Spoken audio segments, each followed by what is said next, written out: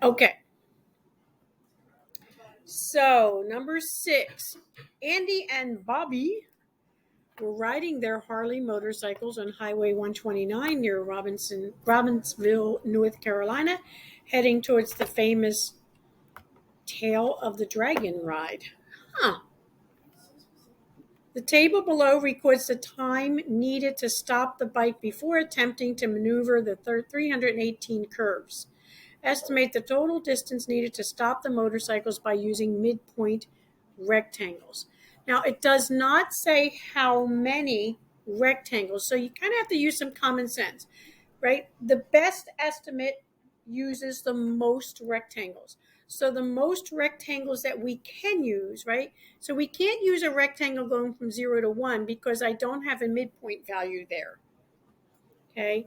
And I don't want to just take the average here because that's making some assumptions that I don't know that I can make. Okay. So in order to use the midpoint approximation, I need to use intervals that include a midpoint that I can actually find a value for. So there's one interval from 0 to 2, and then we'll do from 2 to 4, and then 4 to 6. So it looks like I'm only going to be able to do the 3 rectangles. Okay. And when I do these on the test, especially, I like to circle the midpoint value because sometimes it gets a little confusing, right? So I'll just highlight them here. These are my midpoint values that I'm going to use. Okay. So these are actually rectangles. So my width of the first rectangle, okay, let me see here. Estimate the total distance needed. So here again, so this is one of those cases where we're doing Riemann sum. So you know that you're going to be using Riemann sum. But come your AP exam, right? The reason they like these is because you have to know, right? This is velocity. How do I find total distance? So the first clue is the fact that it says total, right? So when we're integrating, we are finding the total of something, okay? So that's your first clue. The second clue is that it says distance, which is the opposite direction of velocity, right? The derivative of distance is equal to velocity. The integral of velocity is equal to distance. Okay? So if I have velocity and I have to get to distance, I have to integrate. Okay? All right, so we're going to say the total distance is approximately, okay, now we're going to do our rectangular approximation. So the first rectangle has a width of 2 and a height, we're using the midpoint, of 76. Okay, the next one has a width of 2 and a height of 43. And the next one has a width of 2 and a height of 12. Okay, so save myself some time. It looks like this is going to come out to 262.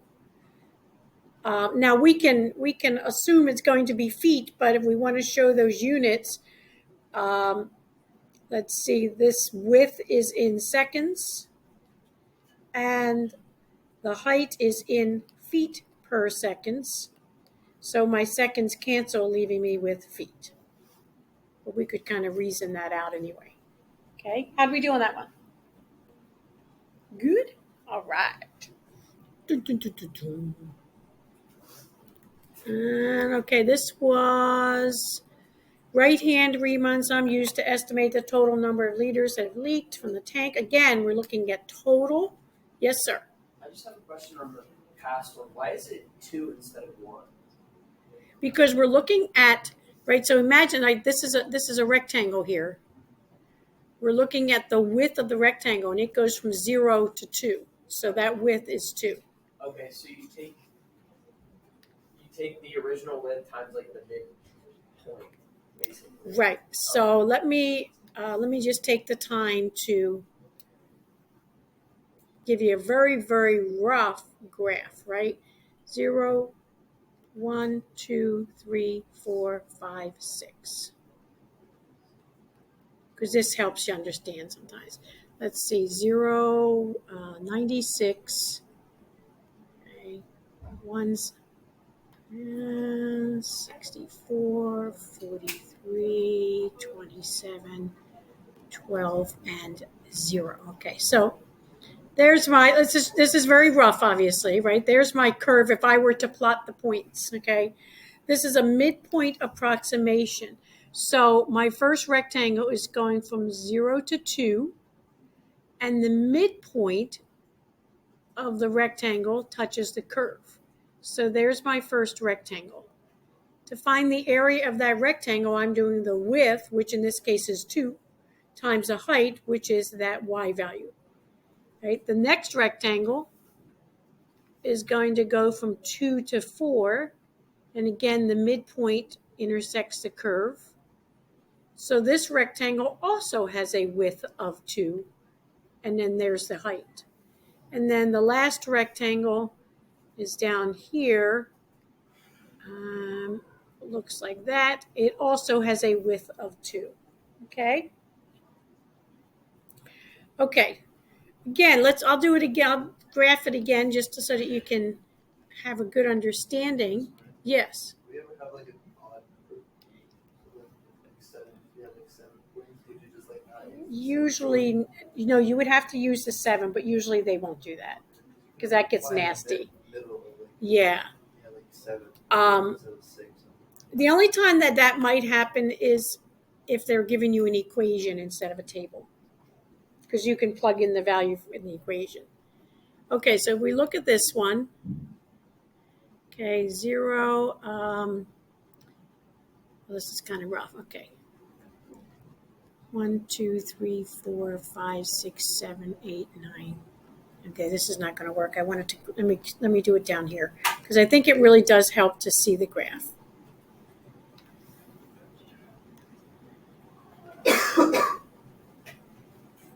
Okay.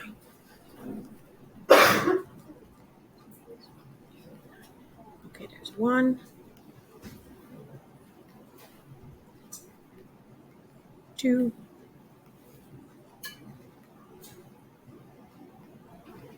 3,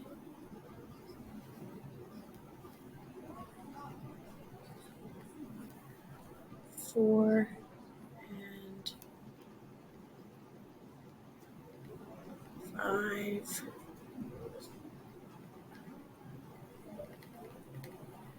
Okay.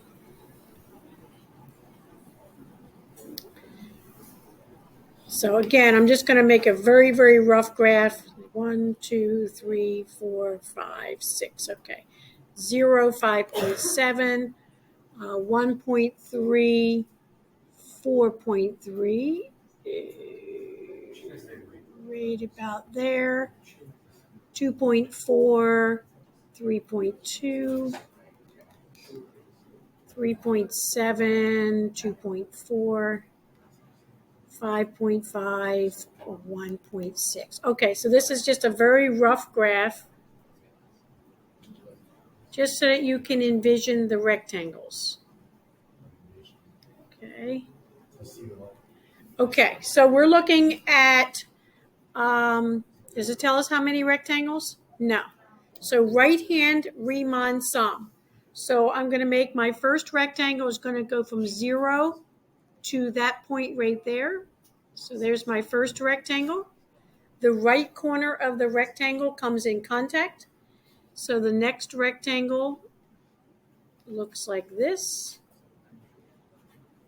Now this one is different because the width of the rectangles, I don't believe, is the same. Well, there's 2 that are the same. There's 2 that are the same, yes. Okay. Okay, so we're going to look at each rectangle. So the first one right here, okay, it's got a width. What's the width of the first rectangle? 1.3, right. And what's the height? 4.3. Because it's the right hand approximation, we're looking at where the right edge of the rectangle intersects the curve.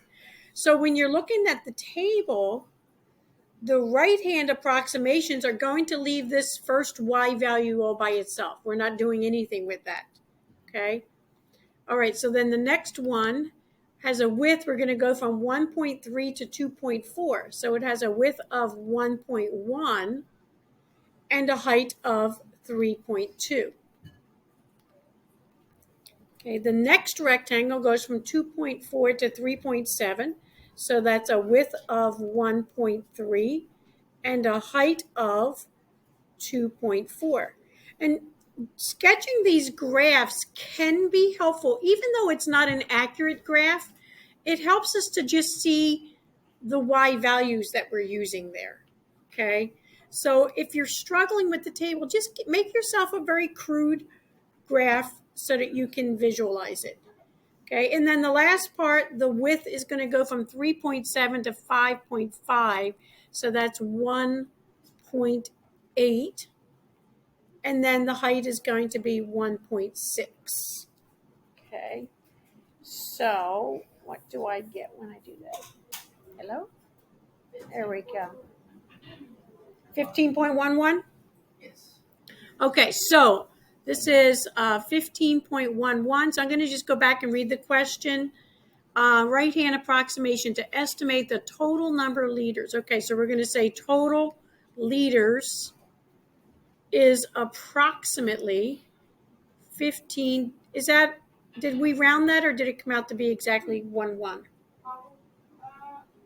I think it was exactly like that. Okay. It was only 2 decimals. Right, because the reason I'm asking is because if they don't say, we go 3. Yep. Okay.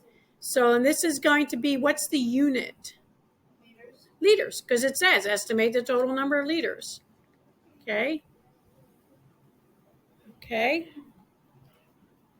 Again, when we're asking for the total of something, we're integrating.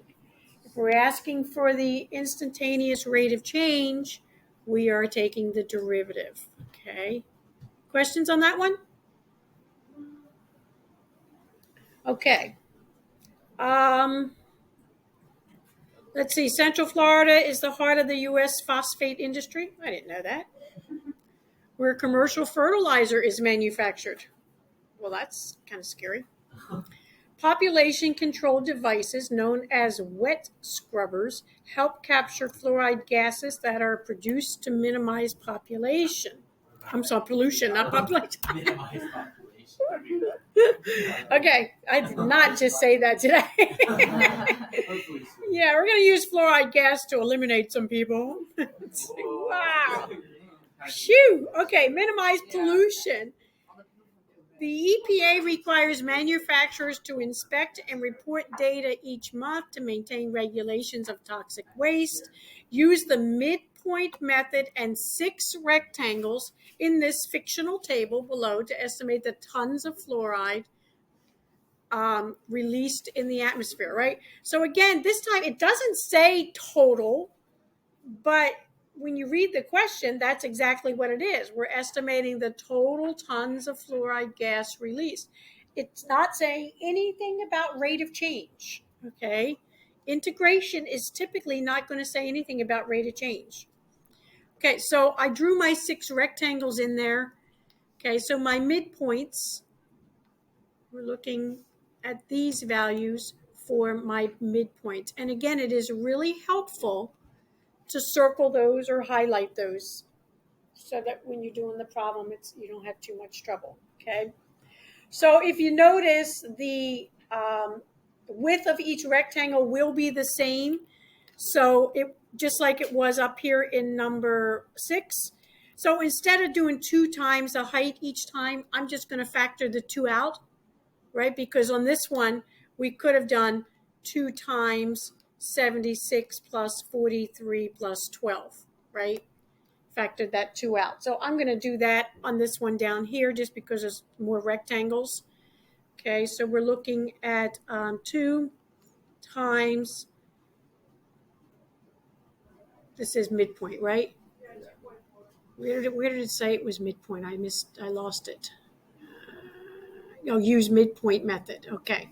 So 2 times 2.4 plus 3.2 plus 4.6 plus 3.9 plus 2.8 plus 2.6, okay?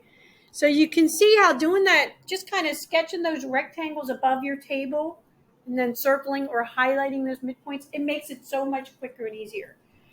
If you feel like you want to go ahead and plot those points, then by all means go ahead. But that's going to take quite a bit of time, and you may not have that kind of time, okay?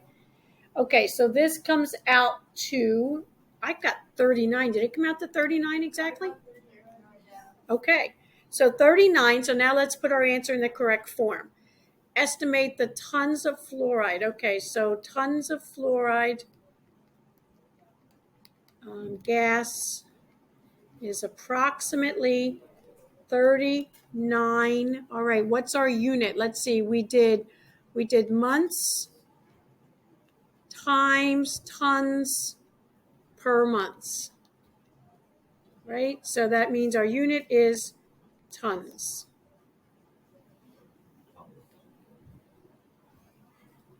Okay?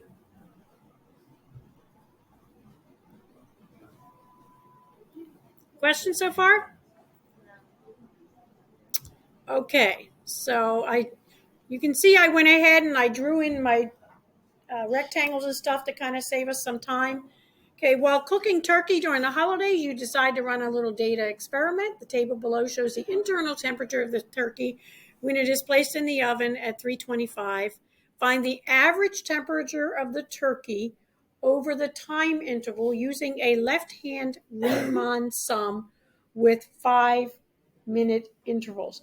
I don't like the fact that they use the phrase average temperature here. However, they went on because that typically when you hear that average, you're not doing Riemann sums. But they went on to say using left-hand Riemann sums with 5-minute intervals. Okay, so 5-minute intervals, you can see each of these are 5 minutes apart, right? If we were graphing it, again, we would be looking at, okay, let's see, 5, 10, 15, 20, 25, 30. Okay, so we're looking at temperatures just kind of going up, right? That's fine. So it's left Riemann sum, so I'm looking at the left corner of the rectangle touching the curve. Okay. All right, so they do all have 5-minute intervals, so I can factor that 5 out again. So I'm looking at 42, right? First rectangle is at 42. The next one is at 51 plus 77 plus 81 plus 93. And the last one plus 102, right? That's going to be right there, okay? We are not using whatever that last value is. Like if it's up here, doesn't matter. Okay, we're not using that last value there because we're doing the left approximation. Okay, and this comes out to, I don't have that number. 2,213? 30. Okay, so what does that represent? The total, yes. So how do I find the average? Divide it by 30. Yeah, I'm dividing it by 30 minutes. This is the total temperature, which doesn't really make sense, right? It's like, why would I want the total temperature? That doesn't make any sense. That does me no good, right? This is the total temperature. Okay, we're going to divide that by 30 minutes to get the average. So we're going to say the average temperature is approximately, because we had to round this, right? 74.333 degrees. So that was kind of a nasty question. I mean, I'll be honest, when I first read it, I was like, what? That doesn't make sense that I would be doing Riemann sums to find average. But then after I found that Riemann sum, I was like, okay, it just clicked. I just found the total temperature. To find the average, I've got to divide it by the number of minutes. Okay. Okay. Questions so far? All right, number 10. This is a trapezoid problem. Find the area in the table below from 0 to 25 using the trapezoid sum with 3 sub-intervals. Okay. So we could have done it with 6, but it said 3, so we had to spread it out like that. Okay, remember the total is integrating, the area under the curve is integrating, so this is also integrating. So trapezoid is going to be 1/2 the height times base 1 plus base 2. Okay, and remember we're turning these trapezoids on their side. So the height, in this case, this is delta x. Okay, so if you want to think of the formula as 1/2 delta x times y1 plus y2, that's fine. It's the same formula. Everybody okay with that? Okay, so we're doing 1/2. The height, is that going to be the same for each one? No. So this is going to be 1. I'm going to take 1/2 out of all of them so I can put that in a bracket. Right?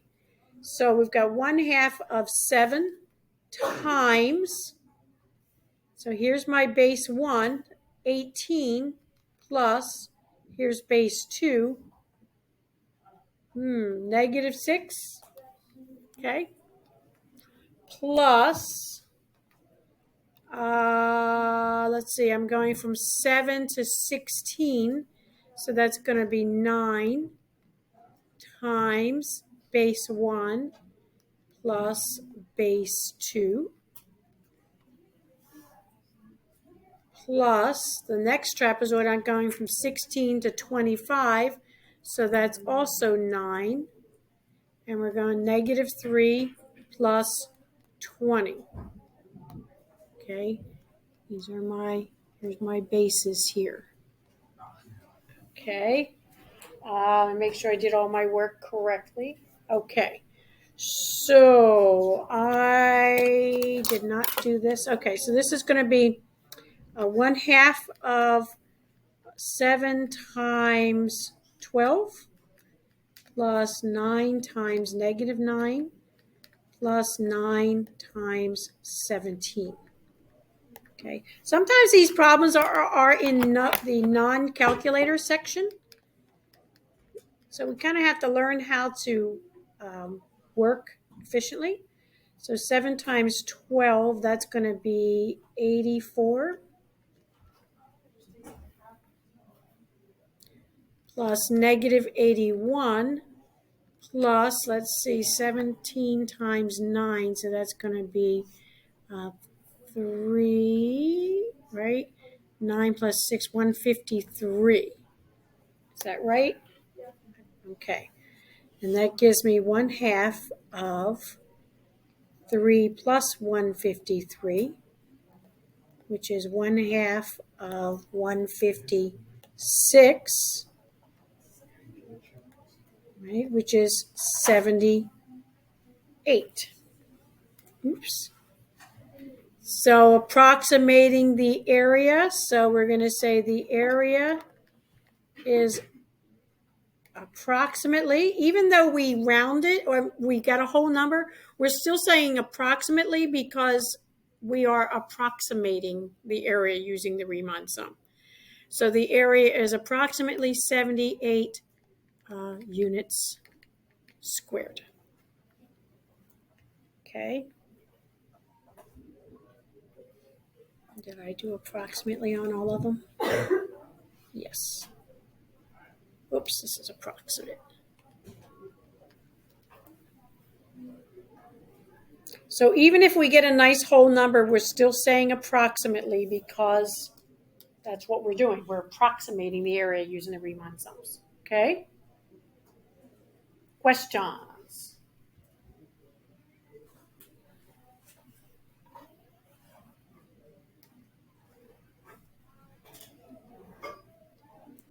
Okay.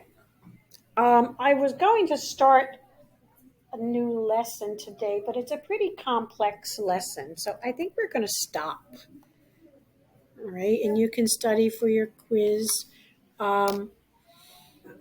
Because I think leaving you we're not going to have time to give a clear lesson on this somewhat complex topic. So I don't want to leave you for 3 days confused. Okay. So we will stop there. Questions for me, anyone? Yes, Manny. I just unsubmitted my work until resubmit it. That's fine. Yeah. Okay.